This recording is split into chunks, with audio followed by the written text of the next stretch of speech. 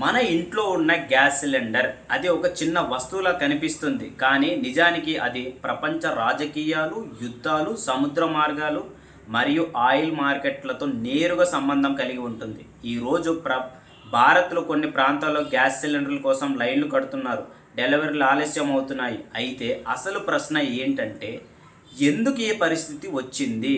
ఎందుకు ఎల్పిజి సరఫరా తగ్గింది? మనం ముందుగా ఎలా సిద్ధం కావాలి? ఇది ఇప్పుడు మనం పూర్తిగా తెలుసుకుందాం. బేసిక్గా ఎల్పిజి అంటే ఏంటి? Liquefied petroleum gas. ఇది ప్రధానంగా రెండు గ్యాసులతో తయారవుతుంది. ఒకటి ప్రోపెన్, రెండోది బ్యూటెన్. ఇది సాధారణంగా క్రూడ్ ఆయిల్ రిఫైనింగ్ సమయంలో లేదా న్యాచురల్ గ్యాస్ ప్రాసెసింగ్ సమయంలో మాత్రమే తయారవుతుంది. అంటే ఒక ముఖ్యమైన విషయం ఏంటంటే, ఇక్కడ క్రూడ్ ఆయిల్ లేకపోతే ఎల్పిజి ఉత్పత్తి కూడా తగ్గిపోతుంది. భారత్ ఎల్పిజి మీద ఎంత ఆధారపడుతుంది? భారత్ ప్రపంచంలోనే పెద్ద ఎల్పిజి వినియోగ దేశాలలో ఒకటి. ప్రతి సంవత్సరం భారత్లో 30 మిలియన్ టన్నుల కంటే ఎక్కువగా ఎల్పిజి ఉపయోగిస్తారు. కానీ ఇక్కడ ఒక పెద్ద సమస్య ఉంది. భారత్లో ఉత్పత్తి అయ్యేది కేవలం 40% మాత్రమే. సో రిమైనింగ్ 60% కన్నా ఎక్కువ ఎల్పిజి విదేశీ దేశాల నుంచి దిగుమతి అవుతుంది. అంటే మన దేశం పూర్తిగా మిడిల్ ఈస్ట్ దేశాల నుంచి ఆధారపడుతుంది. ప్రధానంగా ఎల్పిజి వచ్చే దేశాలు ఏంటంటే Saudi Arabia, Qatar, UAE, Kuwait, Iran. బేసిక్గా స్ట్రైట్ ఆఫ్ ద హార్మోజ్ అనే లైన్ ఇది ప్రపంచంలోనే అత్యంత ముఖ్యమైన మార్గం. ప్రపంచంలో ఎక్కువగా ఆయిల్ మరియు ఎల్పిజి వెళ్ళే సముద్ర మార్గం ఇది ఒక చిన్న సముద్ర మార్గం, కానీ ప్రపంచం ఎనర్జీ ట్రేడ్లో చాలా ముఖ్యమైనదన్నమాట. ప్రపంచంలో 20% కన్నా ఎక్కువ క్రూడ్ ఆయిల్ మరియు పెద్ద మొత్తంలో ఎల్పిజి ఈ మార్గం ద్వారానే వెళ్తుంది.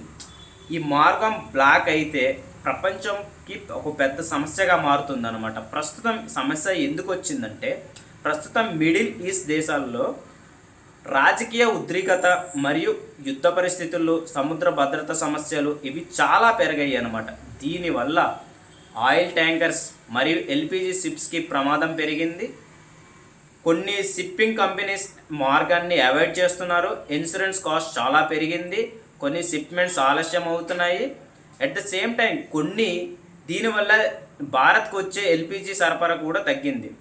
భారత్లో ఏం జరుగుతుంది ప్రస్తుతం? ఈ సమస్య వల్ల కొన్ని ప్రాంతాల్లో గ్యాస్ డెలివరీ ఆలస్యం అవుతుంది, కమర్షియల్ సిలిండర్ల కొరత ఉంది, హోటల్స్కి సరఫరా తగ్గింది. ఇలాంటివి జరుగుతున్నప్పుడు భారత్ ప్రభుత్వం మొదటి ప్రాధాన్యం దేనికి ఇచ్చింది? గృహ వినియోగదారులకి, హౌస్ హోల్డర్స్కి.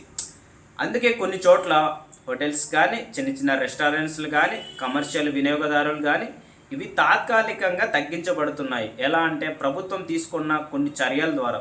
సపోజ్ భారత్ ప్రభుత్వం కొన్ని ముఖ్యమైన చర్యలు తీసుకుంటుంది. అవేంటంటే, డొమెస్టిక్ ఎల్పిజికి ప్రాధాన్యత ఇవ్వడం, రిఫైనరీ ప్రొడక్షన్ని పెంచడం, ఇంపోర్ట్స్ రూట్స్ని డైవర్సిఫై చేయడం, స్టాక్ రిజర్వ్స్ని ఉపయోగించడం, ప్యానిక్ బయింగ్ని తగ్గించడం. అలాగే ప్రజలకు ఒక ముఖ్యమైన సూచన ఇచ్చింది: అవసరం లేకుండా గ్యాస్ బుక్ చేయొద్దు. ప్రజలు కూడా తీసుకోవాల్సిన కొన్ని జాగ్రత్తలు ఏంటంటే, ఈ పరిస్థితుల్లో మనం ఏం చేయాలి? గ్యాస్ సేవింగ్ ఒకటి, చిన్న మంటపై వండడం ఒకటి, ప్రెషర్ కుక్కర్ వాడడం ఒకటి, ఒకసారి ఎక్కువ వంట చేయడం కానీ.